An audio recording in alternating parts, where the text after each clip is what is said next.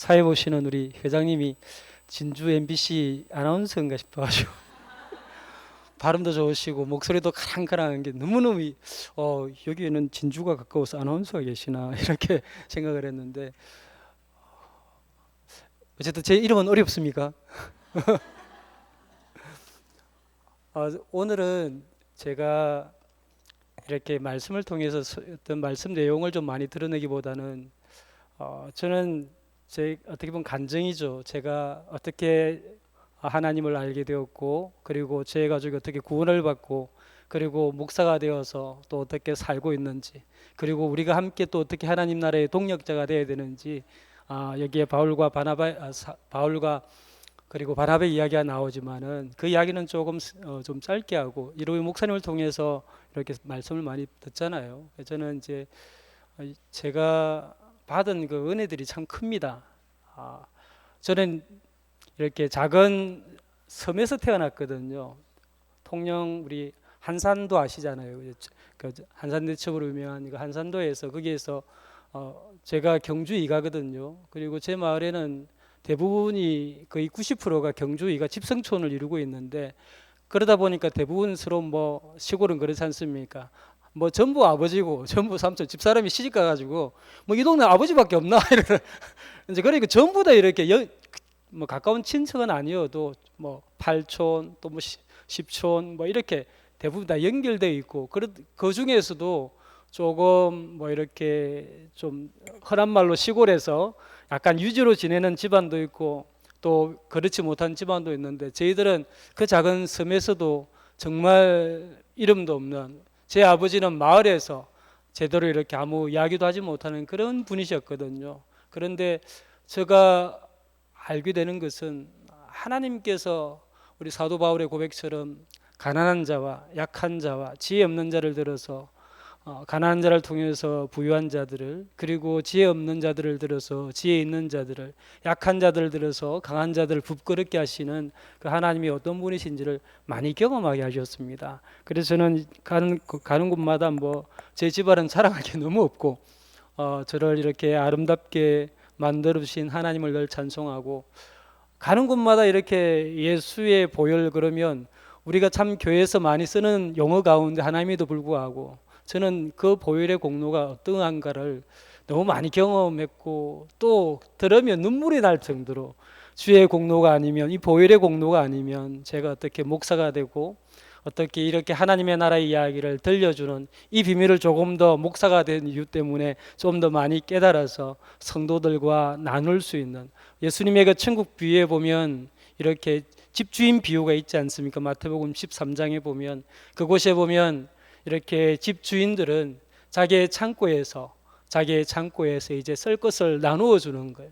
그런데 옛날 그 이스라엘의 서기관들은 율법을 맡아가지고 그들이 필사도 하고 그들이 율법을 연구하고 해석도 하고 가르치기도 하면서 정작 이 땅에 예수님이 오셨을 때에 그리스도가 이 땅에 임하셨을 때에 그 그리스도를 드러내지 못하고 오히려 그리스도를 핍박하고 그리스도를 땅에 묻으려고 했지만은 그러나 새 집의 새 주인들 예수님의 제자들을 두고 하는 말씀이죠. 주님께서 너희들은 옛 것과 새 것을 꺼내어서 이제 집주인의 명령대로 모든 사람들에게 내 창고에서 새 것도 나눠주고 옛 것도 나눠주고 구약의 모든 것과 그리고 예수님으로 인하여 성취된 모든 것들을 나눠주는 이런 일들을 하게 하셨는데 이 사도들은 어떻게 보면 갈릴리에서 중심받지 못하는 그런 주변에 있는 사람들이었지만은 그러나 주님은 그들을 통하여 오히려 예루살렘에 있는 서기관들이나 바리새인들이나 사두개인들보다 더 아름답게 하나님의 나라를 위하여 쓰지 않습니까? 우리는 그런 부분들을 깨닫게 되면 참 내가 신자가 된 게 얼마나 행복하고 얼마나 놀라운 은혜인가를 알게 되죠. 제가 초등학교 3학년 겨울 방학 때 처음 교회라는 곳을 나갔습니다. 제가 자랐던 곳은 마을엔 교회가 없고요. 지금은 이제 예배당이 있긴 하지만은 그때만 하여도 저는 이제 전기도 안 들어오고 그런 마을에서 태어났기 때문에 제가 태어나서 본 세상은 저희 말밖에 없습니다. 밖에 나가보지를 못해 섬에 있다 보니까 항상 보는 사람이 늘 똑같습니다. 늘 똑같고 그리고 제 또래 친구들이 8명이었는데 남자애가 둘이고 저랑 합쳐서 머슴애가 둘이고 그리고 나머지 6명은 여자애였습니다. 그래서 저는 언제나 아빠였습니다. 소꿉놀이하면 맨날 애기 때 뭐 노는 게 그거니까 아빠하고 그리고 뭐 이렇게 늘 대식구를 거느린 아빠로서 그렇게 있었는데 초등학교 1학년 때 입학을 해보니까 처음으로 이제 낯선 저희 마을에 8명의 아이들하고 다 모이니까 주변의 마을에 모이니까 30명이 되더라고요. 30명이 딱 되는데 보니까 애들이 얼마나 다 무서운지 그리고 그곳에서 처음으로 학교 교무실에 한번 어떻게 하다가 교무실에 들어갔는데 제가 꿈꾸는 게 어릴 초등학교 1학년 때까지 꿈이 있었는데 마을의 이장이 꿈이었습니다. 왜냐하면 마을의 이장만큼 높은 사람을 본 적이 없기 때문에 제 친구 아버지가 마을의 이장님이셨는데 나도 크면 마을의 이장이 되어야지. 그래 보니까 제가 교무실에 가서 제 꿈이 틀리지 않은 것을 알게 되었습니다. 또 보니까 교무실에 태극기가 하나 걸려 있고 그 옆에 마을 이장님 사진이 딱 걸려 있는 거예요. 야, 그렇지. 내 꿈이 틀리지 않았구나. 그게 알고 보니까 박정희 대통령 사진이었어요. 우리 집 친구 아버지가 너무 박정희 대통령을 많이 닮았고 저는 박정희 대통령을 본 적이 한 번도 없잖아요.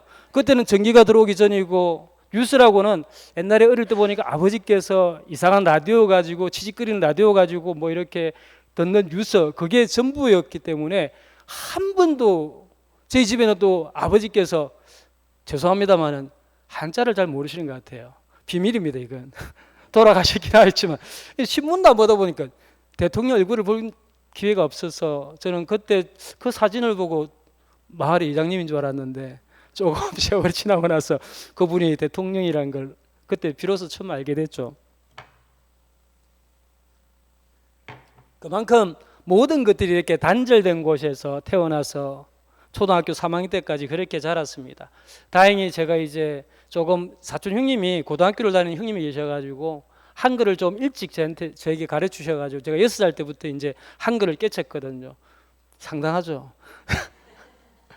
그래 학교 입학을 하니까 7살에 제가 학교를 들어갔는데 아무도 한글을 모르지 않습니까? 아이들 아무도 한글을 모르는데 저희 선생님이 그러더라고요. 너 이렇게 그 당시만 해도 뭐 이렇게 한글을 가나다라부터 배우기 시작했는데 궤도에다가 큰 한글 가를 딱 이렇게 펼치면서 혹시 이거 아는 사람이 이러는데 아무도 모르는 거예요. 그래서 제가 손을 번쩍 들고 가 이러니까 야 너 반장해라 이래가지고 제가 반장하고 이제 두 번째 닦는 게 나가 노잖아요.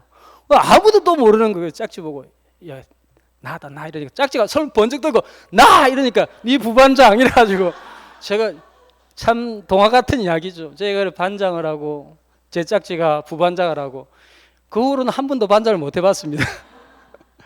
뭐 그런 마을에서 태어나서 그냥 교회가 없고 아주 모든 것들이 이렇게 단절된 막혀 있는 그런 곳에서 그래도 이제 제가 위에 누나가 둘이 있고 아들로서 제가 맞이였고 제 동생이 그때 있었고 이제 사남매가 있던 것이 그때였는데요. 그리고 이제 막내가 막 이렇게 어머니 뱃속에 있고 하던 그때였습니다. 그런데 아버지께서 멸치를 잡는 배 있지 않습니까? 한번 나가면 보통 몇 달씩 이렇게 집에 안 들어오시고 명절 때 한 번씩 들어오시는 이런 배를 타셨는데 11월 달에 갑자기 아버지께서 하선을 하셨더라고요. 제가 초등학교 이제 수업을 마치고 3학년 때 집에 가니까 11월 달이었는데 마루에 아버지가 앉아 계시고 또 어머니가 계시고 할머니가 계시는데 아버지하고 어머니하고 울고 계시고 할머니가 막 이렇게 어머니를 막 이렇게 약간 위로하는 그런 포즈를 취하고 있고 처음에는 아버지를 제가 참 좋아해서 막 요즘은 제가 아버지 그러지만 그때는 뭐 아버지라는 단어가 세상에 있는 줄도 몰랐습니다. 아버지 이러니까 저보고 막 이렇게 쌍욕을 하시더라고요. 근데 그때 너무 놀랐죠. 왜 아버지가 나한테 욕을 하실까 오래간만에 보는데 저를 참 좋아하셨는데 알고 보니까 어머니께서 제 아버지가 미쳤다는 거예요. 이제 아버지께서 귀신이 들려가지고 원래 6.25 전쟁에 참전하셨다가 그 전쟁의 공포 때문에 이렇게 약해지셔가지고 정신병동에서 수개월 동안 치료를 받고 건강해져가지고 다시 나오셔서 세월이 많이 지나고 어머니와 결혼도 하시고 이제 그때 한 40대 초반이셨거든요. 그렇게 저희들을 키우고 잘 그렇게 배를 타고 계셨는데 배에서 이제 난동을 부리신 겁니다. 갑자기 귀신이 아버지에게 들어와서 난동을 부리게 하고 사람들에게 폭력을 행사하고 막 바다에 뛰어내려고 하니까 막 걷잡을 수가 없지 않습니까? 배에서 통제가 안 되니까 강제로 하선을 시킨 겁니다. 그러니까 어머니도 얼마나 놀랐겠습니까? 시즌에 내 다음 명절 구정이 설이 가까이 와야 아버지께서 집으로 오실 텐데 11월 달에 갑자기 아버지가 연락도 없이 오셨고, 그리고 오셔가지고 사람이 이상하죠. 그리고 보니까 사람이 정신이 나갔다는 걸, 미쳤다는 걸 어머니도 아신 거죠. 그래서 옆에 계시는 할머니에게 연락을 해서 할머니도 오시고, 그래서 그때부터 이제 시골에서 살 수 있는 게 뭐겠습니까? 저는 참 좋았습니다. 간식이 없는 그 동네에 굿을 하니까 떡이 생기고, 그리고 친구들 불러다 야 우리 집에 오늘 굿한다 떡 먹으러 가자 이래 친구들하고 막 그랬는데, 이게 세월이 시간이 가도 굿을 해도 그게 귀신이 나가지를 않고 오히려 더 악해지고, 그리고 겨울이 이제 곧 12월이 되면서 한 달이 되면서 그때부터 이제 집이 난리가 나는 겁니다. 방문이 다 뜯겨 나가고, 그리고 저희들 밟고 다니고 저희 폭력이 되고, 그래서 밤에 자다가 저희들 도망을 가고 했던 이제 그런 시간들이 자주 일어나는 거예요. 가장 무서웠던 건 아버지께서 그때 시골에 가마솥에 밥을 하거든요. 하면 겨울에는 보통 이틀씩 밥을 하더라고요. 이틀. 요즘은 그러질 않잖아요. 근데 그 쌀이 귀하니까 보리를 한 80%, 쌀을 20% 해가지고 그렇게 해서 이틀을 밥을 하는데, 그 밥을 어머니가 밖에 나가고 나시면 아버지가 그 이틀치 밥을 우리 가족 6식구가 먹는 밥을 혼자 한 자리에서 다 드시더라고요. 사람이 먹는 게 아니죠. 그 가마솥에 6식구가 이틀 동안 먹는 밥을 어떻게 혼자서 사람이 먹을 수가 있습니까? 귀신이 먹어내는데 그건 눈에 보이는 게 그냥 뭐 그 한정이 없더라고요. 그래서 굉장히 공포스럽고, 그리고 밤 되면 또 산에 가서 이렇게 주무시고, 마을 분들이 아버지를 찾아가면 마을 분들이 아버지한테 두들겨 맞아가지고 마을 분들이 도망을 오고, 저는 참 행복했습니다. 그때 우리 아버지가 힘이 세서 어린 마음에 드디어 우리 아버지가 우리 동네에서 제일 그 하나 말고는. 그리고 나서 밤마다 안 주무시니까, 잠을 잘 안 주무시니까 귀신 들리니까 마을에 밤에 다니면서 마을 회관에 당시에 종이 있는데 그 종을 치고 댕그랑 밤에 다니면 얼마나 공포스럽겠습니까? 사람들이 그래서 밤에 나가지를 못하고 그렇게 하는데, 어느 날 아버지께서 그러시더라고요. 갑자기 그렇게 폭력적인 분이 마루에 딱 앉아가지고는 경찰이 순사가 나를 잡으러 온다고 그러시는데, 저는 진짜 경찰이 아버지를 잡으러 오는 줄 알았어요. 저기 이제 우리 동네 한 10km 떨어진 곳에 자그마한 지스가 있는데 거기에 순경이 있으니까, 경찰이 있으니까 거기에서 지스에서 이렇게 아버지를 잡으러 오는가, 폭력을 많이 쓰고 막 문제를 일으키니까 잡아가는가 보다. 그래서 내심 좋기도 하고 한편으로는 마음이 아프기도 하고, 이제 초등학교 3학년 이제 4학년 되는 그 무렵이니까 알잖아요. 그런데 남자 3분이 딱 오더라고요.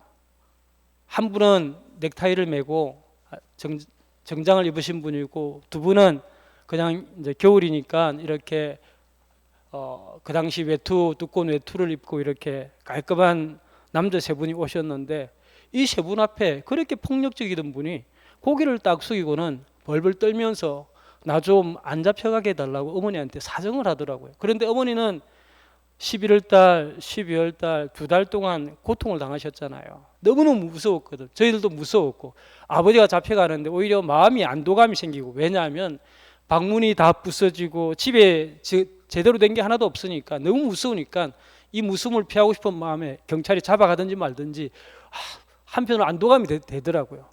알고 보니까 그분이 이웃 교회에 한 1시간 반 정도 걸어가면 그때 교회가 합동적 교회가 있었는데 그곳에 전도사님이셨고 옆에 2분은 교회 장로님이셨던 거예요.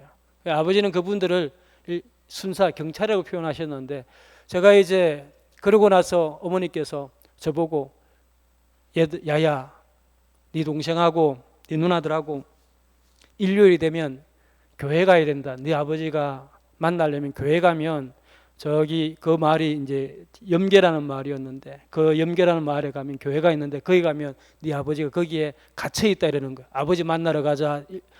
일요일이죠. 주일이니 지금은 주일이라는 단어가 아주 편하지만 그때는 주일이라는 단어를 모르지 않습니까? 무조건 일요일. 그래서 가보니까 마루바닥의 교회 제일 강대상 앞에 아버지가 양반을 치고 강단을 쳐다보면 머리를 숙이고 계시더라고요. 근데 한번 같이 가보고 싶은데 너무 무서워가지고 저는 제일 뒤에 동생하고 앉아가지고 가보지를 못했습니다. 그렇게 아버지를 뒤에서 쳐다보고 인사도 못하고 첫째 날 주일 오전 11시에 예배를 드리고 어머니와 집으로 왔습니다. 다음 또 주일이 되었습니다. 또 갔습니다. 또 가니까 똑같은 모습으로 절 꼼짝하지 않고 그 자리에 앉아 계시는 거예요. 그렇게 한 달을 저희들이 아버지를 유심히 보았습니다. 그리고 이제 한 달이 딱 지나고 난 다음에 집에 가려고 하는데 우리 전도사님이 어머니 보고, 제 큰 누나 이름이 정미입니다. 혹시 정미 씨가 있습니까? 예, 이정미 씨인데 제 큰 누나가 이제 합동청 목사 3호로 지금 이제 있거든요. 정미 어머니, 저 아이들이 아직 어린데 이 오전 11시 예배 보내지 말고 교회 학교가 있는데 교회 학교에 보내시죠. 이러더라고요. 저는 교회 끊을 뻔했습니다. 학교를 너무 싫었거든요. 한 2학년 때까지 학교가 괜찮았어요. 그런데 3학년 되니까 갑자기 선생님이 남자 선생님인데 너무 저를 갖다가 구박을 많이 하고, 어떤 일이 있었냐면 제가 머리가 좋았다 했잖아요. 죄송합니다. 별 좋은 머리는 아닌데 구구단을 외우는데 구구단을 제일 먼저 외웠거든요. 그래서 다른 애들 막 외우고 있는데 저는 다 외워놓고 놀고 있으니까 선생님이 그 모습이 보기 싫었던지 연길이 나와, 너 왜 애들 구구단 외우는데 너 혼자 공부도 안 하고 놀고 있어, 너 한번 외워봐 이랬는데 1단부터 9단까지 안 맡기고 쫙 하니까 그럼 거꾸로 외워봐 이러는 거예요. 그게 갑자기 됩니까? 그러면서 저를 갖다 엎드려 받쳐가지고 막 두들 패는데 왜 패요 저를? 목사님 저를 왜 패요? 바로 2단부터 바로 외우는 건 하는데 갑자기 9단부터 거꾸로 시키니까 이거 뭐 잘 안 되잖아요. 그런다면서 제대로 안 했다고 저보고 막 때려. 그때 딱 학교가 딱 학교 싫어. 그때 상처를 받아 학교가 그때부터 싫어. 공부하기 싫고 막 너무너무 싫은 거예요. 그런데 전도사님이 또 학교를 보내는, 일요일에 학교 안 가는 날인데, 그래서 엄마 교회 끊자, 나 교회 못 가겠다, 학교를. 그런데 어머니가 안 된다, 너 아버지를 위해서 꼭 교회 가야 된다. 그래서 다음 주일날 오전 9시에 교회 학교가 있으니까 거기 가야 된다. 그래서 아침 7시부터 이제 집에 내뛰었습니다. 9시 예배 들어가려면 8시 반까지는 가야 되니까 1시간 반이 걸리니까 걸어서 동생하고 또 우리 교회의 마을에 주일학교 선생님 계셔가지고 그 선생님을 따라서 아침 7시에 이제 컴컴한데 따라갔습니다. 가니까 어른들이 아무도 없고 애들만 잔뜩 교회 안에 있는 겁니다. 그리고 막 이렇게 베드로가 삐약삐약 하면서 뭐 찬송도 가르치고 막 재밌는 율동도 하고, 그리고 또 공과 시간에 재밌는 이야기도 해주고 막 너무너무 재밌는 겁니다. 그리고 마치고 나니까 생엿 아닙니까? 생엿. 모르십니까? 맛있는데. 그게 보니까 이제 캐러멜이지, 캐러멜. 우린 그걸 어릴 때 캐러멜은 어른들이 영어를 못 하거든요. 그러니까 일반 엿이 아니고 그거는 생엿이다 이래가지고 그렇게 배웠습니다. 캐러멜을 주는데 야, 얼마나 그게 맛있는지 처음 먹어보는 것을 교회에서 주는 겁니다. 그래서 이 교회 학교는 너무너무 좋은 곳이구나. 때리지도 않고 재밌는 것도 가르치고 좋은 이야기도 들려주고 그리고 간식도 주고, 그래서 동생과 함께 열심히 교회를 다니고 11시 이제 예배가 되면 어머니가 오시니까 그때 어머니를 따라서 또 이 예배 오전 11시 예배 또 함께 참석을 했습니다. 아버지 보고 싶어서. 또 가만히 보니까 똑같이 그래 계시더라고요. 그리고 나서 4월달이 됐습니다. 4월달이 한 4개월이 지난 시점이었는데 4월 말일경이 됐는데 어느 날 집에 제 아버지께서 오셨더라고요. 그때 우리는 너무 놀래가지고 저도 도망을 가고 누나도 도망을 가고 동생도 다 도망을 갔습니다. 왜? 아버지한테 맞을까 싶어서. 그런데 아버지가 울면서 나 이제 너희들 안 때린다, 나 다 나았다는 거예요. 그제서 이제 저희들이 도망가다 슬금슬금 와서 보니까 아버지가 울면서 미안하다 그러시더라고요. 때려서. 귀신도 알더라고요, 그걸 때린 걸. 그러면서 조금 있으면 전도사님하고 또 장로님들하고 교인들이 나를 잡으러 올 텐데 내가 잡혀가야 된다. 그때 막내가 막 태어났거든요. 막내가 태어나서 제 막내가 지금 올해 이제 48살인데요. 그때 막내가 막 태어났었거든요. 그 막내가 너무 보고 싶어가지고 너무 보고 싶어 막내 보러 왔다는 거예요. 그때 막내가 막 기저귀 차고 있을 때였는데 막내 보러 오신 거예요. 막내를 보러. 그래가지고 울면서 막내를 보고 조금 있으니까 전도사님하고 장로님하고 장로님들하고 또 집사님들이 오셔가지고 아버지를 모시러 오셨더라고요. 그러면서 이 선생님 갑시다. 아직은 이 선생님 여기 있으면 안 됩니다. 귀신이 이 선생님은 언제 들어올지 모르니까 완전히 고침받고 가족에게로 가야 됩니다. 해서 그렇게 또 아버지께서 가시더라고요. 그리고 나서 이제 한 6월 달 돼서 완전히 아버지 건강을 회복하시고 집으로 오셨거든요. 그때 아버지께서 이야기를 하시는, 제가 고등학교 때 아버지한테 그 이야기를 들었습니다. 아버지께서 교회에 이렇게 앉아 계실 때에 아버지의 귀신 때문에, 귀신을 쫓아내기 위해서 전도사님과 장로님들과 집사님들이 늘 매일같이 오시는데 이 당번 가운데 보면 여집사님들은 입에서 불이 나오더래요. 기도할 때면 입에서 불이 나와서 너무 무서운데, 죄송합니다, 우리 남자 집사님들은 불이 안 나오더래요. 연기가 펄펄 나오는데 아버지께서 저 여집사님들 딱 나가고 나는 연기 나오는 저 끝에서 한 방 빡 때리고 도망가야지 이랬는데 항상 여집사님들이 탁 입에서 불이 확 나오는 집사님들이 또 자기를 두르고 있어가지고 너무 무섭더래요. 그래서 아버지가 그래서 기도할 때에 인간의 눈에는 그냥 이렇게 기도하는 모습으로 보여도 사탄이 볼 때는 기도할 때 신앙인의 입에서는, 믿음의 기도는 불이 나온 줄 믿습니다. 저는 한 번도 입에서 불이 나온 걸 본 적이 없어요. 제가 목사지만은 혹시 보셨습니까, 목사님? 입에서 하품 나오는, 김 나오는 건 본 적이 있는데 불 나오는 건 본 적이 없거든요. 그런데 사탄이 볼 때는 이 믿음의 기도는, 신앙인의 믿음의 기도 입에서 불이 나오는 게 두려운 거예요, 사탄이 볼 때. 그래서 그 이야기를 하시면서 아버지께서 정말 제게 믿음의 기도는, 믿음으로 기도하는 사람이 있어 내가 불 나오는 걸 봤다면서, 그게 아직도 그걸 그때 제 고등학교 다닐 때 기억을 하고 계시더라고요. 그러고 나서 이제 그때부터 이제 고난이 시작되는 거예요. 왜냐하면 제 마을엔 교회가 없잖아요. 교회 다니는 식구들이 세 가정이 있었거든요. 그런데 전부 다 말 그대로 별 볼 일이 없는 마을에서, 그 작은 마을에서.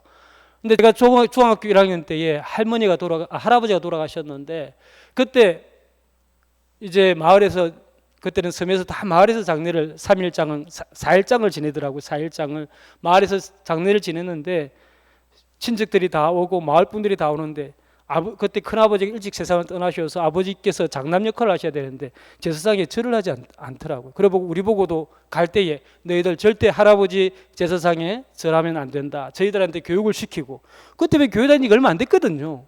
제 중학교 1학년 때니까 불과 이제 4년 5년밖에 안 됐는데 저희들한테 그 교육을 시키더라고요. 그래서 저는 아버지 시키는 대로 딱 이렇게 서가지고, 손자들 나란히 서가지고, 사촌 형님은 이렇게 열심히 막 뭐 드리고 막 절을 하는데 저는 딱 선데, 형길이 절해야지 이러는데 아버지가 하지 말라던데요. 뭐래 시키면서 저거 막 욕을 했습니다. 근데 그래도 어떡합니까? 아버지 시키는 대로. 그리고 또 교회에서 주일학교에서 배웠잖아요. 우상 섬기지 말라고. 또 주일학교에서 배운 것도 있고 아버지 시킨 것도 있고, 그래서 절을 안 했습니다. 욕을 듣고. 그런데 장례를 마치면서 고모님들이 난리가 났어요. 아버지 때문에.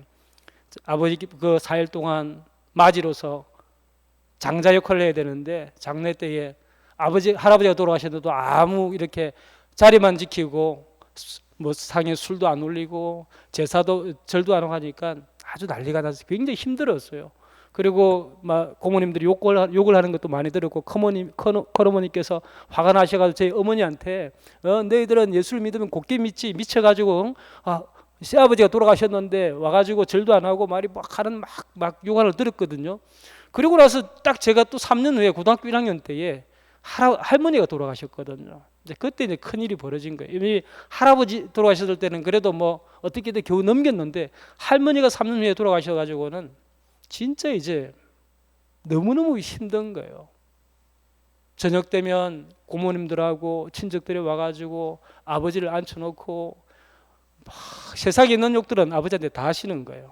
아버지는 고개 푹 숙이고, 내가 교회를 안 다니는 것 같으면 내가 왜 내 어머니를 내가 어머니 상에 절을 안 하겠냐고, 내가 교회를 다니는 사람들은 우상을 섬기면 안 되기 때문에 제사상에 절하면 안 된다고 목사님이 그렇게 가르쳤으니까 난 못한다고, 내 신앙을 좀 이해해 달라고. 그러니까 뭐 불신자들이, 가족 친척들이 이해를 못하죠. 그래서 아버지께서 그렇게 마지막 날 이제 상려가 나갈 때에 마을 분들까지 합치를 해가지고 제 아버지를 향하여 뒤에서 뭐 개 땡땡, 시 땡땡, 호로 땡땡 욕해도 됩니까? 안 되죠. 여기는 사천이잖아요. 통영은 욕해도 괜찮거든요. 다 웃고 넘어가는데 시험도 안 돼.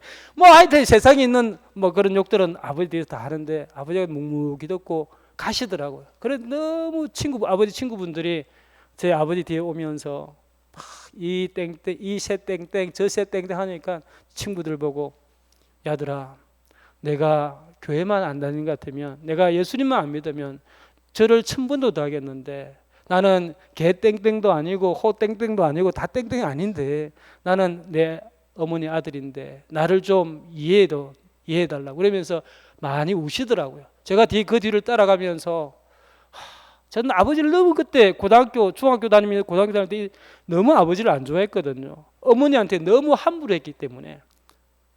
목사님, 사모님께서 잘하죠? 저는 제 집사람한테 한번 물어보세요. 진짜 잘합니다. 며칠 안 됐지만은 몇 년 안 됐지만은 한 5년 전부터는 정말 제가 집사람한테 제가 전도서를 배우고 아가서를 배우고 난 다음부터는 한 6, 7년 됐네요. 정말 잘합니다. 정말 당신은 이 세상에 나의 가장 소중한 사람이기 때문에 그래서 너무 잘하는데 제 어머니에게 너무 아버지께서 교회를 다니시면서도 어른들이 함부로 하더라고요. 주먹도 휘두르고 욕도 많이 하고 그리고 식사하다가도 밥그릇도 집어 던지고 이 모습이 교회를 다니면서도 어릴 때 교회 다니기 전에도 그랬는데 교회를 다니면서도 안 바뀌더라고요. 그러니까 제가 분노가 어머니를 참 여자잖아요. 애처로운 마음으로 널 쳐다보다가 아들은 어머니를 좋아하는데 아버지가 그렇게 폭력적이고 그렇게 욕을 많이 하니까 폭언을 하니까 너무나 어머니가 애처롭고 안 됐더라고요. 그래서 아버지에 대한 분노가 막 끓어오르는데 제가 친구한테 그래서 중학교 다닐 때에 중학교 2학년 때 내가 지금은 키도 작고 제가 중학교 1학년 때 키가 136이었습니다. 크죠? 몸무게 32kg. 제가 우리 집에 막내가 지금 11살이거든요. 제 집에 애가 셋 있는데 막내가 11살인데 키가 139, 몸무게가 43kg. 배가 볼록 나와가지고 내가 너무 작더라고. 139인데 야 136 같으면 내가 얘보다 3cm 작고 몸무게도 10kg 작았다니까 가만히 쳐다보니까 우리 교회 초등학교 2학년 한 명 있는데 딱 걔 삐쓱 말라가지고 아이고 골아가지고 어른들이 이러더라고요. 딱 제가 보니 걔더라고요. 야 내가 중학교 때 저랬구나. 그러니까 아버지는 키가 저보다 지금 돌아가실 때 저보다 키가 더 컸거든요.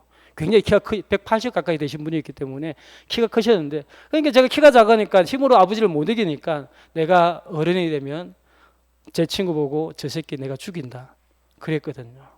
얼마나 아버지에 대한 감정이 악했는지 알겠죠. 너무 어머니에게 함부로 하는 그 모습이 너무 싫었거든요. 그게 나중에는 아버지에 대한 이 살인의 마음을 불러오는 거예요. 내가 내 어머니를 위해서라도 내 아버지를 내가 죽이겠다. 그러면서 친구에게 두고 봐라. 내가 아버지 죽이고 만다.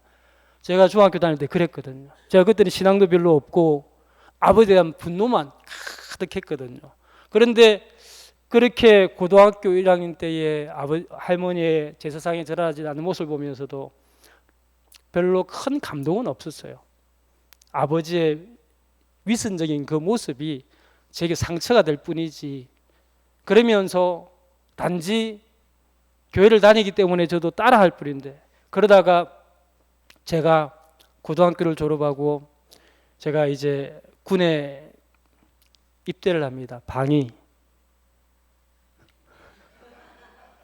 제 아들은 백령도에서 해병대 나와서 저보고 군대 얘기하지 말라 그러는데 저는 멀쩡한데 신급은 신체 검사를 받을 때는 현역을 받았는데 섬에 있다고 제 동기들은 전부 다 방위로 보내가지고 저는 예비군 중대본부에서 근무를 했습니다.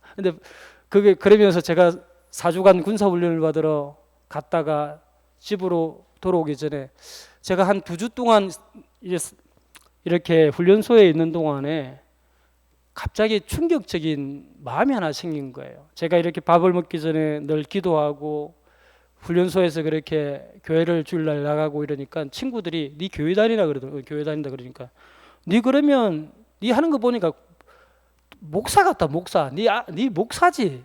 그러면 나는 사실은 이제 제대하고 나면 신학교를 가려고 준비를 하고 있는데 내 꿈이 목사가 되는 게 꿈이지만 아직 목사는 아니고 나 그냥 교회 다니는 신자다니까 이 목사 우리 네오반을 위해서 기도 좀 해라. 훈련소에 있을 때 늘 네오반 목사로 불렸는데 그러는 가운데 기도하는 가운데 갑자기 아버지 생각이 굉장히 많이 나는 겁니다. 무슨 생각이 드냐면 만약에 아버지께서 힘들어 가지고 우리 가족을 버리고 어디론가를 떠나버렸으면 얼마나 우리가 쓸쓸하게 그리고 우리가 너무 얼마나 힘들게 살까. 저 힘든 상황에서도 아버지가 우리를 버리지 않고 우리 곁에 있어 준 것은 남자로서 참 대단한 일을 한 거구나라는 생각이 드는 거예요. 좀 철이 든 거죠. 아버지가 자리를 지켜주기에 너무 고마운 겁니다. 그 순간에. 그러면서 이 사주관을 보내면서 참 회개가 되는 거예요. 아버지를 미워한 게. 남자로서 참 고단한 삶을 살아겠구나. 남자가 참 어려운 자리구나. 아버지가 참 힘든 자리구나. 그런 마음이 딱 들더라고요. 그리고 제가 훈련을 마치고 집으로 토요일 날 이제 저녁 늦게 들어오는데 아버지가 나오시는데 신발을 신지 않고 양말을 신은 채로 그때 10월 달이었는데 제 이름을 부르면서 뛰쳐나오면서 우시는 거예요. 그러니까 이 사주간 제가 무슨 해병대 백령부 갔다 온 것도 아니고 제가 창원 39사에 가서 4주간 군사훈련을 받았는데 마치 저기 전쟁터 가가지고 살아 돌아온 아들 모양 그렇게 저에게 뛰쳐나와가지고 그것도 벗은 발로 울면서 고생했다 이러는 거예요. 제가 고생했다는 말을 처음 들었거든요. 그래서 두 사람이 그 마당에서 많이 울었어요. 아버지도 울고 저도 울고 아버지는 고생했다 고생했다 그 말만 하시고 저는 아버지 고맙습니다. 그렇게 많이 울었어요. 그리고 하나님께서 아버지하고 제게 있는 분노를 다 거두셨어요. 그리고 이제 새 마음을 주셨거든요. 그래서 아버지가 너무 존경스럽고 신앙을 지켜준 게 나에게 위대한 신앙을 주셨다. 본이 되게 하신 거죠. 그래서 제가 이제 제대를 하고 이제 신학교에 들어갔습니다. 어렵게 이제 아버지께서 돈이 없어서 제게 학비를 못 대주고 교회가 제게 학비를 줘서 제가 신학교 입학을 했거든요. 그리고 제가 이제 바로 그 교회에 입학도 하기 전에 저를 아끼는 우리 목사님이 SFC하면서 저를 많이 봤기 때문에 너 그냥 우리 교회 와서 학생회 담당하면서 내 밑에서 배우고 내가 공부시킬게 이래가지고 그 밑 통영시민교회 우리 이성직 목사님 혹시 아시는 분이 있으면 모르겠으면 그 목사님께서 저를 불러주셨어요. 그래서 목사님께서 이렇게 저를 공부시키시고 저는 이제 교육 전도사를 하면서 보내는데 방학 때가 되어 집에 가면 아버지께서 늘 저를 반가이 맞으면서 일하시다 와가지고 아무 말씀도 안 하죠. 가만 쳐다보고 뭐 이렇게 잘 지내는지 뭐 이렇게 물어보시고 돌아갈 때에 저를 쳐다보면서 내가 기도 1번이 너다 이렇게 늘 이야기를 하셨어요.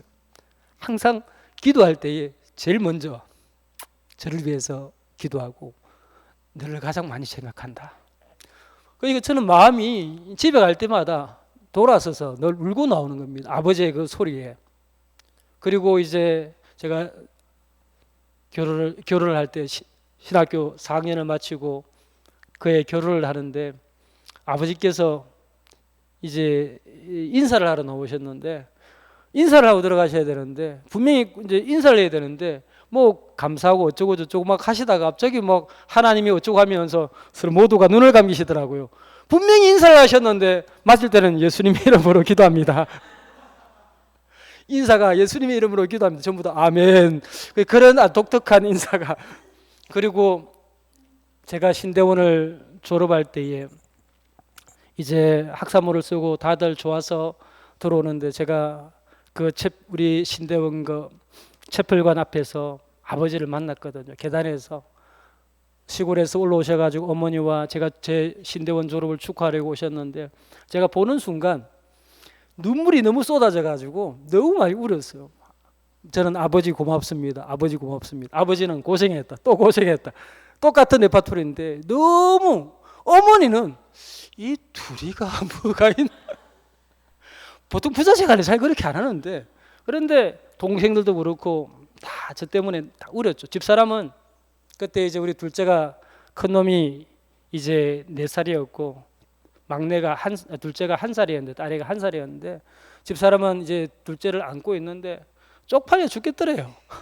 남들은 전부 다 축하합니다, 축하합니다. 가족들이 웃으면서 다 돌아가고 있는데 이놈의 시댁 식구들 전부 다 울고 막 나는 떡나버리 돼가지고 이렇게 몰고 있으니까 시아버지까지 뭐 이러니까 집사람 쪽팔려가지고 어디 갈 데 없는가 숨을 때 그래서 보면 제 신대원 사진은 퉁퉁 부어 있어요. 너무 많이 울어가지고. 그리고 제가 이렇게 담임 목사가 2010년도에 제가 원래 이 교회 부교육자로 갔다가 교회가 저를 담임으로 이렇게 또 청빙을 해서 제가 이곳에 이제 2008년에 부교육자로 갔다 2010년에 청빙을 받고 그리고 이제 2011년이 되었을 때에 갑자기 연락이 온 거예요. 아버지께서 아프시다고 쓰러졌다고. 그래 보니까 이제 일을 하시다가 쓰러지셨는데 반을 쓸 수가 없는 이제 중풍이 오신 겁니다. 그래서 제가 이제 저희 집사람하고 한 6개월을 모셨는데 그때 말은 잘 못하시는데 늘 아버지가 그러시더라고요. 형기라 저 농협에 가면 개 땡땡이 있다 이러더니 농협에 있는 여기 혹시 농협에 근무하시는 분 계십니까? 금융이 아니다.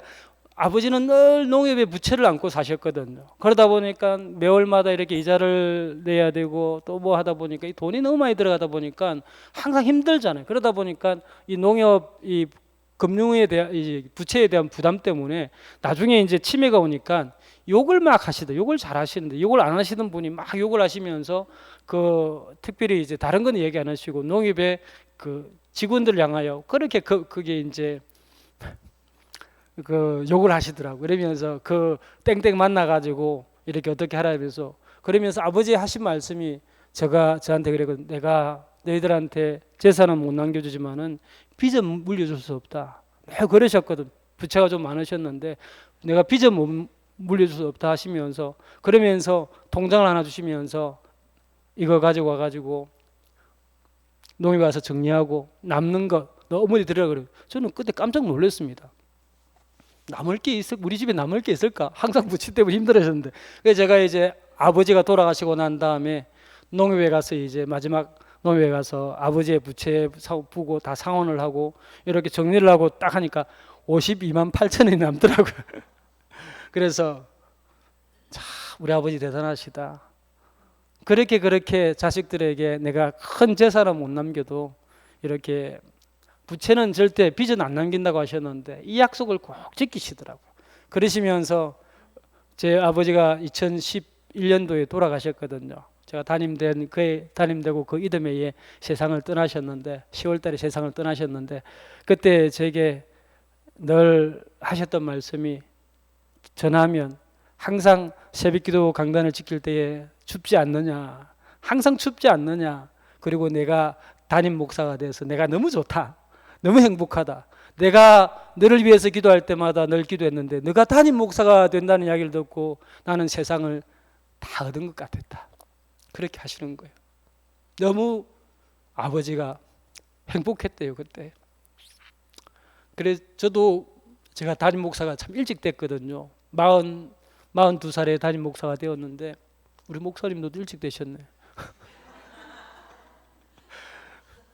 42살에 담임이 친구들 가운데 좀 일찍 된 편이었는데 그런데 저는 하나님께서 제 아버지를 사랑하셨고 또 그런 곳에서 저를 불러서 하실 일이 있어서 빨리 그렇게 저는 세우셨다고 생각을 합니다.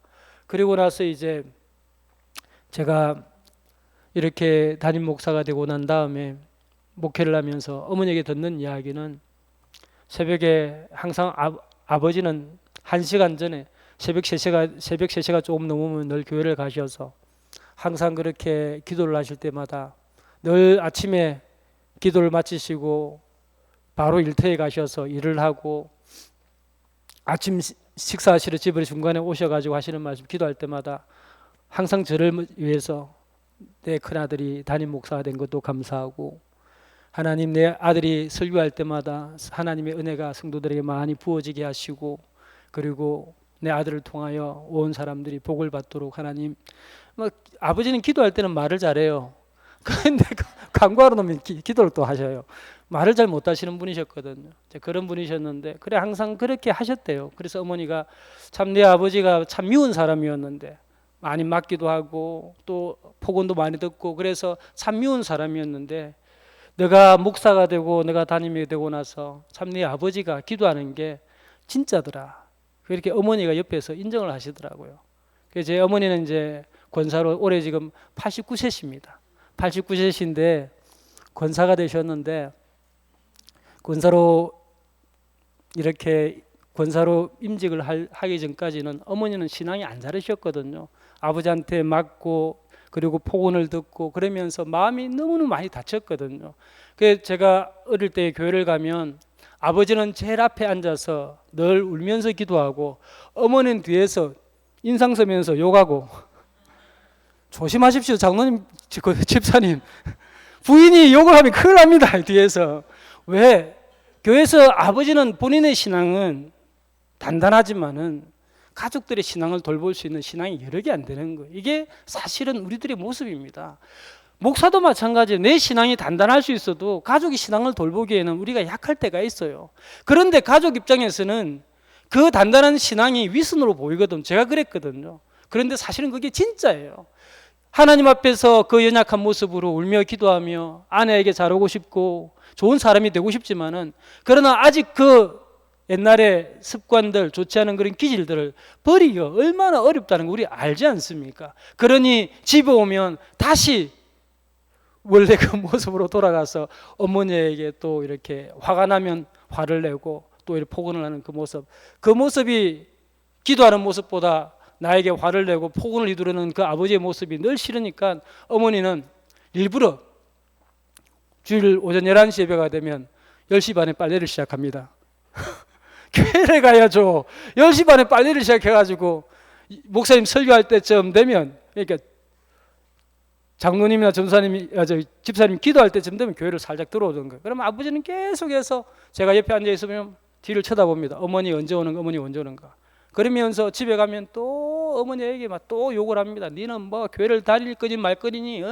교회를 다닐 거면 똑바로 다녀야지. 뭐시 기도할 때 들어오고 그래가지고 뭐 신앙이 잘 안 되는. 그래 어머니는 니나 잘해라, 니나 잘해라. 기도하는 게 뭐 입이 왜 그런데 또 두 분이 막 교회 가면 또 싸우고. 그럼 제 그게 또 보기 싫고 그러면서 아버지가 더 미운 거예요. 어머니는 늘 그렇게 힘들게. 그런데 제가 전도사가 되었을 때에 제 동생이 첫 직장을 들어갔거든요. 직장에서 첫 월급을 받았는데 어머니가 그 첫 열매라고 전부를 헌금을 하셨다 그러더라고요.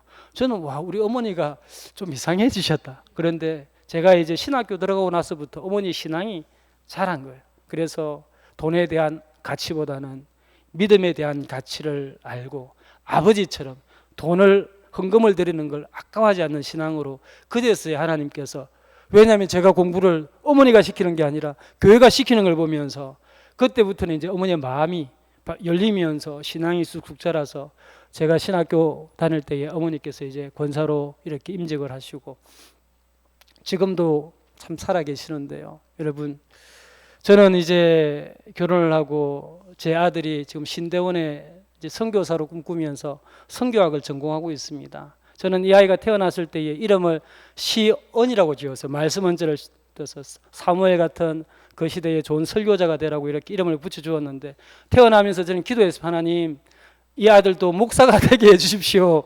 제가 그렇게 하나님께 기도했는데 4살 때에 어느 날 교회에서 주일학교 유치부 때에 막 이렇게 성경학교를 하다가 울면서 엄마한테 엄마 나 목사 되면 안 될까? 엄마가 시키지도 않았는데 4살 때 그러더래요.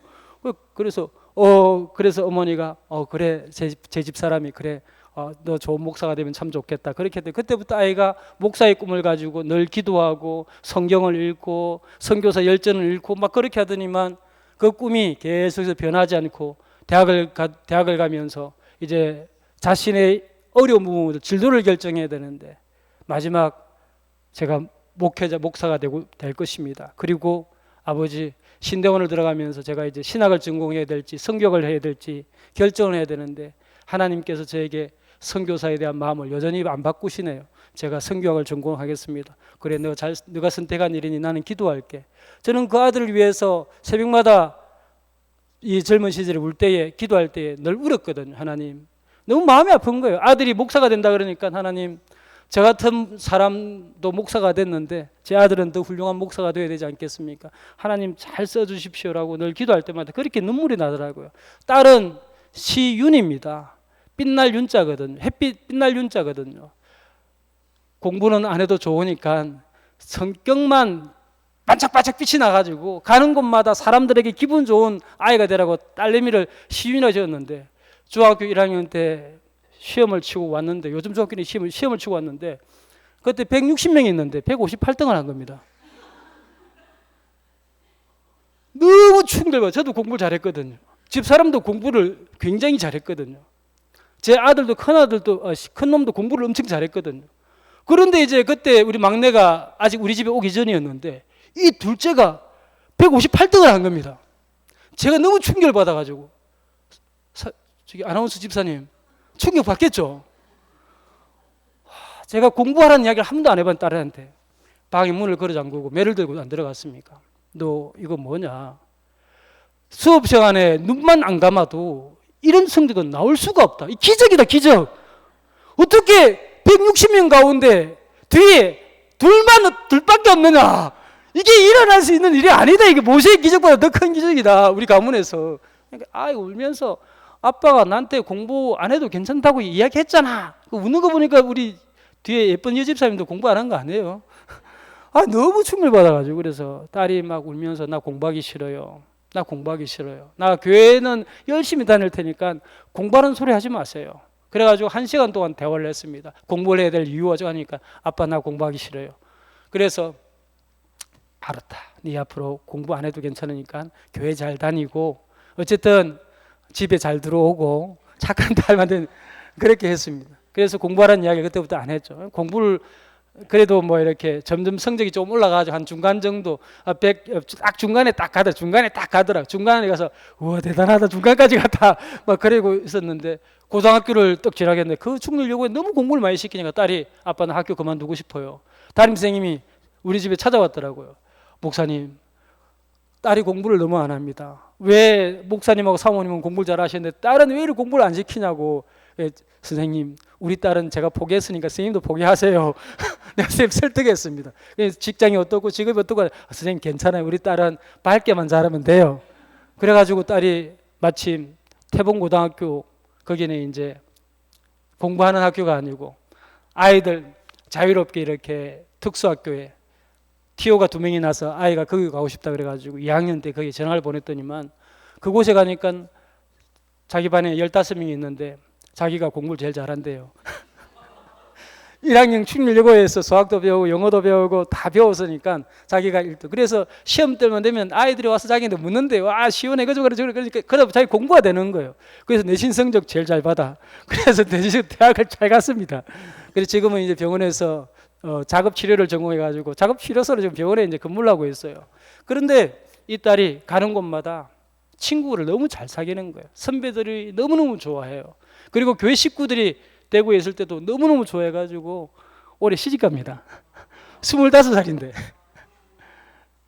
그런데 이 딸이 우리 교회 다닐 때는, 중학교 다닐 때, 고등학교 다닐 때 피아노를 배워서 오후 찬양팀에 이렇게 반주를 했는데 참 힘들었거든요. 하기 싫었거든요. 근데 목사 딸이니까 늘 자리를 지켰는데, 대학 가면 자기 그런 거 안 할 거라고 했는데 대학 가니까 수요 기도에 피아노도 치고 금요 기도에 반주도 하고 주일학교 교사도 하고, 그리고 심지어는 청년대학부에 가서 리더도 하고.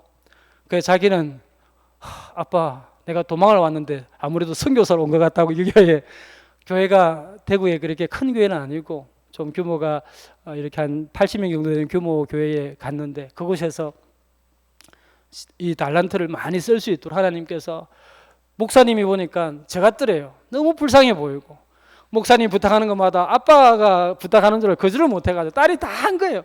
우리 아빠도 목사님인데 만약에 우리 목사님, 우리 아빠도 누구한테 이렇게 부탁하면 그 아이가 거절하면 우리 아빠 마음이 얼마나 아플까. 그래서 거절을 못하고 목사 딸이 돼가지고 예 목사님 웃으면서 속으로는 안 그러면서 아주 밝게 웃으면서 모든 걸 다 하니까 잘하니까 뭐 이것도 해라 저것도 해라. 실제로는 안 그런데 다 한 겁니다. 그러면서 또 엄청 열심히 하거든요. 걔는 성격이 자기 맡은 일은 또 엄청 열심히 하니까, 그렇게 하다가 이제 어느 장로님, 우리 고신적 교회 장로님이 이제 남자하고 눈이 맞아가지고 그 아들내미 눈이 맞아가지고 시집갑니다. 장로님 맞으시죠? 장로님 맞죠? 네. 이제 장로님 집에 며느리가 되어갑니다. 올 가을 10월 달에. 제 막내는 제가 입양을 했습니다. 4개월 되었을 때에 제 부부가 30대 때 기도했던 게 있거든요. 우리 부부가 제가 하나님의 사랑을 많이 받았다 그랬잖아요. 그래서 하나님의 사랑을 어떻게 갚을까? 그리고 목사가 되기로 하였고, 그런데 집사람이 불신자 가정에서 핍박을 받으면서 신앙생활을 했는데 자기도 신앙에 철이 들고 나니까 하나님의 사랑이 너무 큰 걸 알고 나서 우리가 하나님의 사랑에 어떻게 조금이라도 하나님의 사랑에 반응을 할까? 여보, 버려진 아이를 데려다가 우리가 부모가 되어주고 그 아이에게 우리가 신앙 교육을 시키고 그 아이를 믿음으로 키웁시다. 이게 하나님에 대한 우리의 적어도 신자의 바른 모습 아닐까요? 그래서 두 사람이 그러면 담임이 되면 부교육자들은 어려우니까 담임이 되면 우리가 꼭 아이를 입양을 하자. 그래서 두 사람이 기도하면서 준비를 했는데 그래서 빨리 하나님이 담임을 만들어준 것 같아요. 그래서 아이 4개월 때에 우리 시우를 막내를 만났습니다. 막내는 다니엘입니다. 다니엘. 정말 똑똑합니다. 우리 부부가 깜짝 놀랄 정도로 영악하고 우리 부부한테 사기도 잘 치고 똑똑해요. 아주 똑똑합니다. 머리가 너무 잘 돌아가요. 감당하지 못할 정도로 공부도 엄청 잘하고 하여튼간 거짓말도 엄청 잘하고요. 하여튼 이게 우리 부부 머리 위에 있는 것 같아요. 내가 보니까. 그리고 성격이 너무 밝아가지고 저희들의 기도의 제목은 다니엘이 그 바벨론에서 비록 이방 땅에 살았지만은 그 세상의 왕에게 그 시대에 영향을 끼친 것처럼 이 아이가 비록 부모에게 버려졌지만은 그러나 다니엘이 되어서 이 아이의 말 한마디가 젊은이들에게 와닿고 그들에게 감동을 주고 어떤 인생에게 소망이 되는 그런 아이가 되게 해주십시오라고 기도하고 이 아이에게 임금 후자를 달아주자. 그래서 너는 시대의 임금이 되어라. 그리고 시우라고 이름을 붙여주었어요. 학교 가니까요. 걔가 2020년에 초등학교 입학을 했는데 코로나 시대잖아요. 코로나가 와가지고 막 교회도 사람들이 안 오고 학교도 막 그럴 때에 어느 날 그러더라고요. 아빠! 왜 그러니까 요즘 교회에 왜 이리 손님이 없어요? 이러더라고요. 야, 이러면 식당도 아니고 교회가 뭔 손님은 손님이야. 어릴 때 그는 어느 날 또 그러다 아빠! 헌금을 2,000원씩 매일 아침에 주다가 5,000원을 딱 줬어요. 5,000원이네. 아빠! 한번 물어봅시다. 하나님이 가난해요? 왜? 이 헌금을 왜 해요? 이거 하나님 다 가져가잖아요. 하나님이 안 가난하면 이 돈을 나에게 받아가겠습니까? 차라리 3,000원 놔주고 2,000원만 거하고 하나님 가난해요? 물어다. 하나님은 부자시지. 그래 하나님은 우리에게 모든 것의 주인이신데 너가 5,000원을 낼 때에 2,000원 낼 때보다 하나님 더 좋아하실 거야. 떼먹지 말고 헌금 잘해라. 그리고 이 아이가 아주 궁금한 것도 많고 노래를 엄청 잘합니다. 그래서 찬양대가 서지 못했을 때에 우리 부목사님 딸하고 그 아이하고 한 달에 꼭 한 번 내지 두 번은 주일 오전 예배 때에 찬양대 대신 특송을 했습니다. 얼마나 교우들에게 감동을 주는지. 비록 그 아이가 입양에 대해서 우리 집에 왔지만은 우리 부부에게 사랑을 많이 주고 교우들에게 늘 웃음을 주는 거예요. 그리고 학교에 가면 항상 대장입니다. 모든 것에 앞장서고 1등을 하니까 선생님이 제발 시우 좀 다운 좀 시켜달라고. 그런데 선생님한테 제가 그랬습니다. 그 아이가 입양이 된 아이입니다. 그 아이가 입양이 된 아이입니다. 선생님이 깜짝 놀라는 거예요. 왜냐하면 셋째 가운데 막내니까 너무너무 예쁘면 해줘가지고 애가 그렇게 꾸김이 없이 막 그렇게 막 이렇게 한 줄 알았는데 입양이 됐다는 소리에 제가 특별히 우리 시우를 사랑하겠습니다. 그래서 그분도 교회를 다니셨거든요. 이 아이가 이렇게 구김이 없는 건 목사님 부부가 어떻게 이 아이를 키웠는지 알겠다고. 예, 저희는 물론 뭐 이렇게 아이를 버릇없이 크는 건 좋아하지 않지만은 그러나 이 아이가 정말 세상 가운데 영향을 주면서 사는 아이가 되었으면 참 좋겠습니다. 그렇게 이야기를 했습니다. 여러분, 제 이야기를 참 길게 했잖아요. 저는 뭐 이렇게 자랑할 게 있는 목사는 아니지만은 제가 그거 하나는 압니다. 예수님의 보혈이 너무 크다는 건요. 제가 한 달 전에 제 집사람하고 이스라엘 이스라엘과 요르단을 다녀왔습니다. 요르단에 가서 이제 그 느보산이라는 곳에 올라가서 모세가 하나님께 부름을 받았고 그 장소에서 보면서 모세의 순종의 이야기를 잠시 묵상할 수 있는 시간이 됐는데요. 그곳에서 보니까 진짜 여리고부터 해가지고 이스라엘 땅 쫙 보이더라고요. 뛰어내려가면 사해도 왼쪽에는 사해가 있고 뛰어내려가면 금방이라도 그 이스라엘 땅, 그 가나안 땅에 들어가겠더라고요. 그런데 하나님께서 모세를 막으셨잖아요. 모세가 하나님은 위대하시고 놀라우시고 자비로우시고 모든 미사구리를 다 동원해서 하나님을 딱 칭찬하고 나서 하나님, 나 저 땅에 너무 들어가고 싶어요.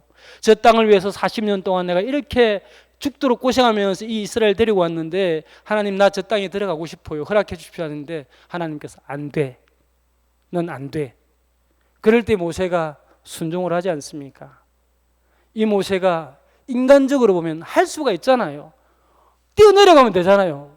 그런데 하나님께서 내가 다 알지만 너는 안 돼 할 때 모세가 자신이 할 수 있음에도 불구하고 모든 것들을 하나님의 말씀 앞에서 그게 순종이라는 이 이야기를 묵상하면서 눈물이 너무 나는 거예요. 하나님, 정말 모세의 순종이 대단한 순종이군요. 이곳에 와보니까 성경만 읽다가 이곳에 직접 써보니까 이게 인간이 할 수 있는 순종이 아니군요. 40년을 고생했는데 한 번 그 땅에 들어가서 1년만 살다가 데려갈 수도 있는데 그 땅을 밟아보지도 못하고, 그렇다고 모세는 순종을 했네요. 너는 목사로서 어떻게 순종하고 있는지. 그러면서 이 순종을 묵상하는 가운데 다시 주의 보혈, 내가 주의 보혈이 아니면 모세의 순종을 묵상하고 모세의 마음을 한번 헤아려 보고 순종이란 이 단어를 다시 한번 내가 깊이 한번 생각해 보았을까. 주의 보혈이 너무 크구나. 이 참된 진리 안에서 내가 고민할 수 있다는 것이 너무 행복한 거예요. 이제 바울과 바나바, 여러분, 우리가 사도행전 4장을 보면 바나바의 이름이 요셉이잖아요.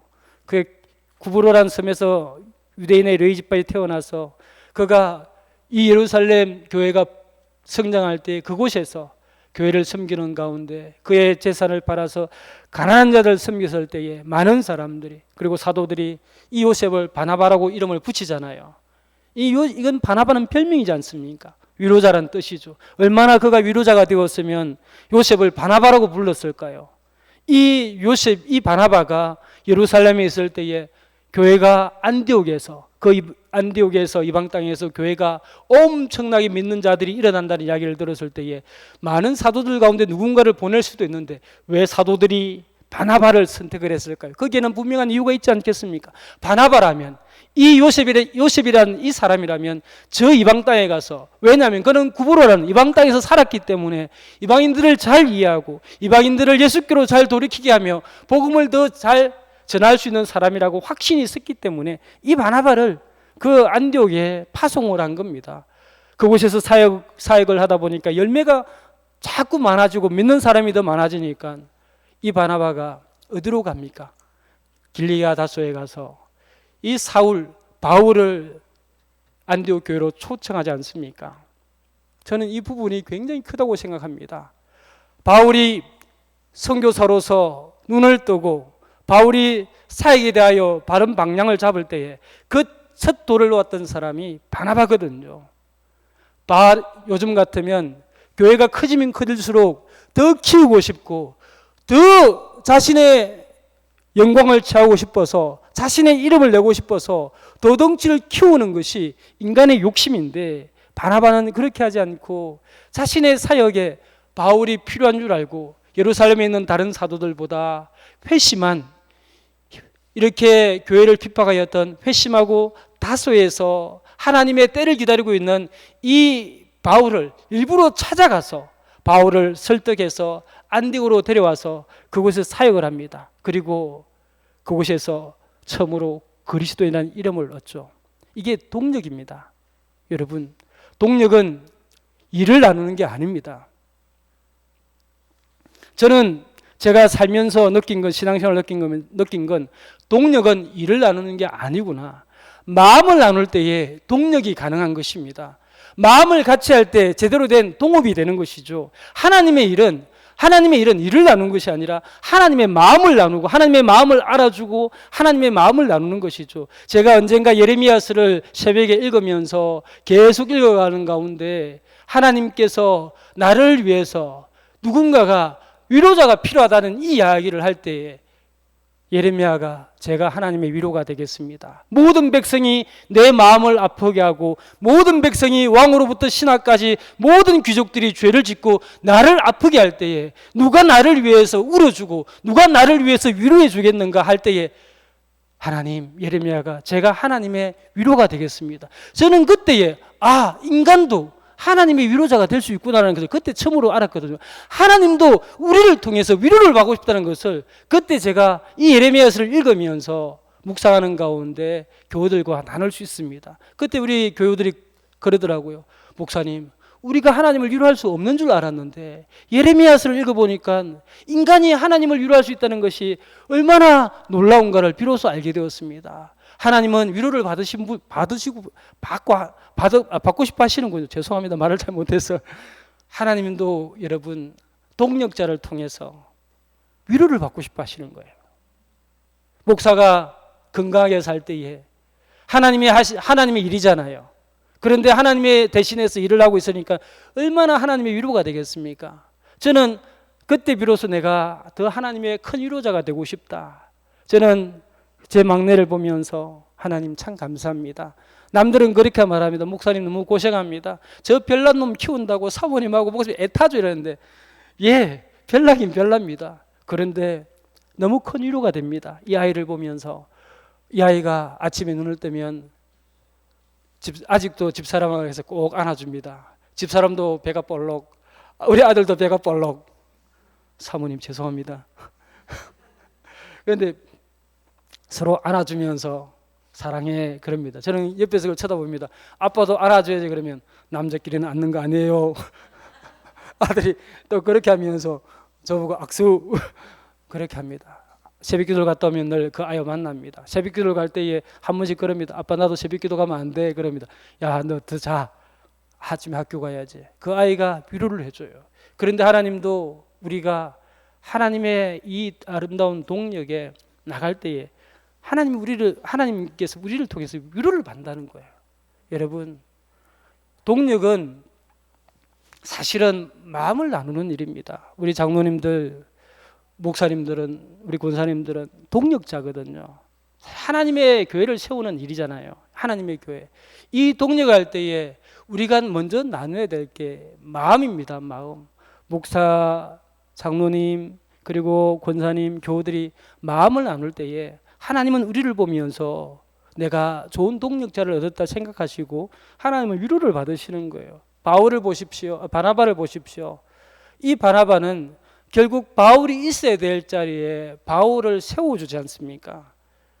만약에 바나바가 바울을 무시하고 다른 사람들이 오해하는 것처럼 저는 살인자고 교회를 핍박한 자고 아직도 믿을 수 없는 사람이라고 판단하고 그렇게 뺏어간다면 바울은 그렇게 버려질 사람이지만은 그러나 그를 끌어안고 그가 할 수 있는 자리에 딱 바울을 세우니까 바울은 위대한 선교사가 되어서 이방 땅에 많은 교회를 세우는 하나님의 큰 일들을 합니다. 여러분, 저는 목사로서 우리 장로님들과 교회 식구들이 어디에 있으면 가장 이분이 돋보일 수 있을까라고 늘 고민을 해봅니다. 그래서 그분이 어떤 성격이고 그분이 어떻고 저떻고를 보는 것이 아니라 이분이 어느 자리에서 서 있으면 가장 돋보일 수 있을까? 노래하는 자리에, 아니면 이야기를 하는 자리에, 아니면 청년들과 함께 있는 자리에, 아니면 행정을 하는 자리에 있으면 가장 돋보일 수 있을까? 그 자리를 찾아주는 사람이 저는 목사라고 늘 생각을 하고, 그래서 교우들이 하나님의 일에 가장 돋보일 수 있는 곳에 세워주려고 항상 유심히 관찰을 합니다. 그래서 나름대로 목회를 하면서 즐거움을 얻습니다. 그 자리에서 그분들이 돋보일 때에 얼마나 좋아요. 우리 교회의 이 온누리 교회 이름이 너무 좋지 않습니까? 우리 교회는 장평교회, 촌스럽죠. 온누리교회 엄청 도시스럽네요. 장평교회에서 그런 말 하면 안 됩니다. 장평교회에서 촌스럽다고 하면 저 싫어합니다. 여러분, 사실은 우리 여전도에 헌신 예배를 드릴 때에 항상 기억해야 됩니다. 저는 목사이면서 우리 장로님들이 저를 참 좋아하셔요. 우리 교회 권사님들도 저를 참 자랑스러워하시고, 나이 드신 권사님은 요즘은 그렇게 안 합니다. 제가 40대는 지나가면 궁뎅이를 텅텅 때리면서 아이고 예쁘다 이랬어요. 예쁘니까 예쁘다 하겠죠. 그래서 아이고 이게 성추행인데 이러면 괜찮다 저보고 우리끼리인데 뭐. 식당에 가면 항상 저를 예뻐하셨어요. 그만큼 목사를 세워주는 거죠. 여러분, 제가 엉덩이 텅텅 때리면 제가 기분 나쁘겠습니까?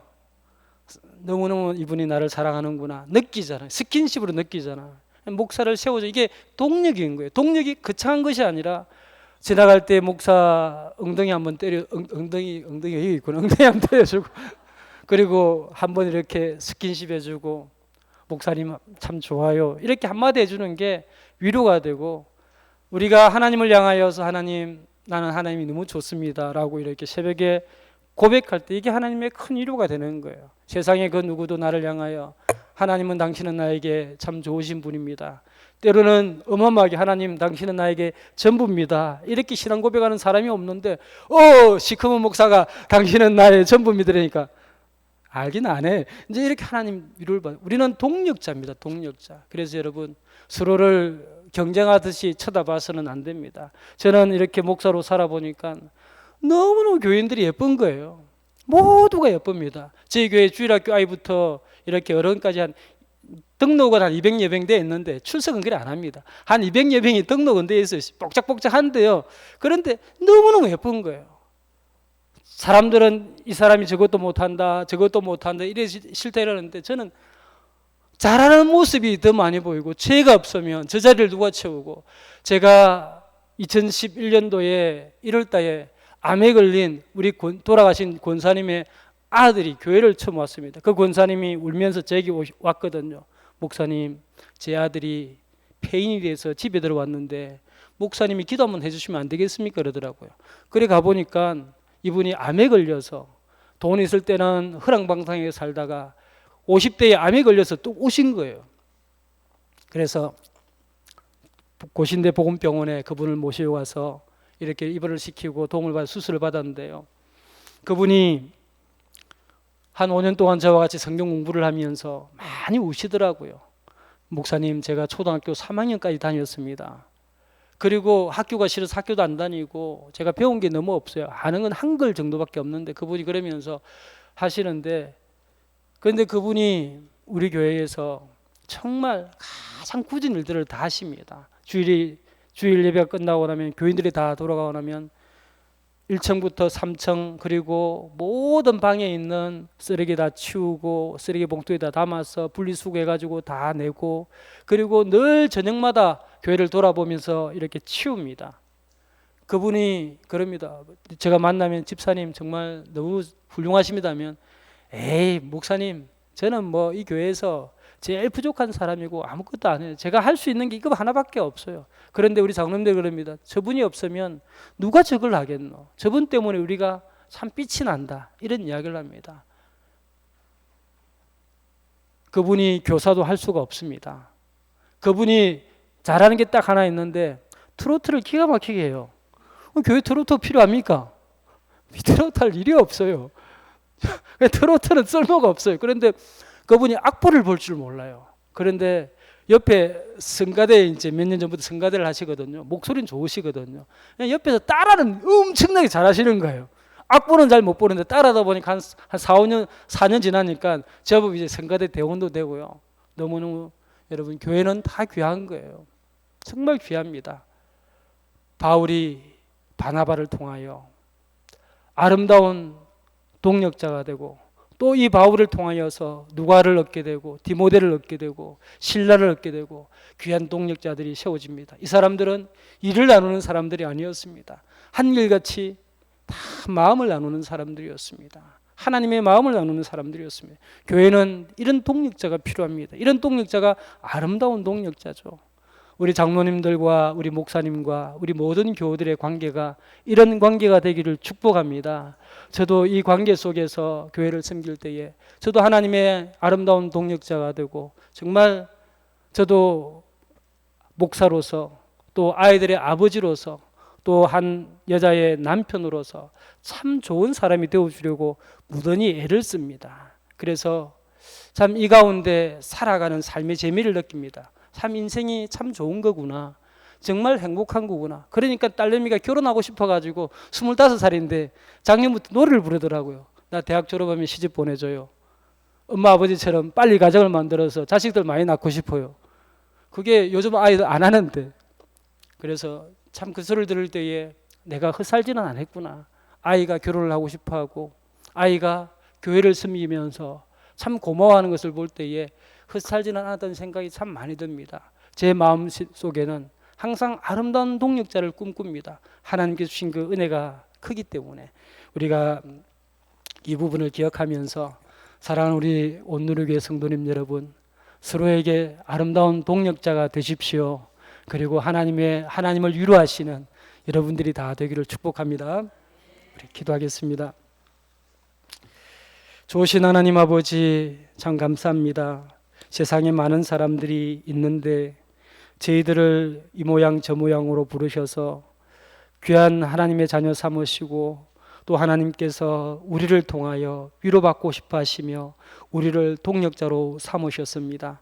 하나님, 우리가 사람과 사람끼리 연결되어 있는 것이 아니라 우리가 하나님과 연결되어 있음을 항상 믿으며 하나님의 귀한 동역자로 이 땅에 부름을 받았다는 사실을 늘 기억하고 마치 바울 곁에 바나바가 있었던 것처럼 우리가 옆 사람을 세워줌으로 말미암아 우리의 삶이 다하는 그날까지 주의 거룩한 동역자가 되는 주님의 위로가 되는 아름다운 동역의 삶을 살아가는 우리 모두가 다 되게 하여 주옵소서. 헌신을 하는 아름다운 여전도회를 기억하여 주시고 저들의 삶을 주께서 복되게 하시며 우리의 세대보다 우리의 자녀의 세대가 더 잘 되어서 하나님께 영광이 되게 하여 주옵소서. 이 온누리 교회를 통하여 하나님께서 하나님의 놀라운 일들을 하시고 하나님 교회의 이름처럼 온누리에 하나님의 이름을 하나님의 영광을 널리 전하는 거룩한 교회가 되게 하여 주옵소서. 이 교회 들어오는 모든 생명들이 복을 누리게 하여 주옵소서. 예수님의 이름으로 축복하며 기도드립니다. 아멘.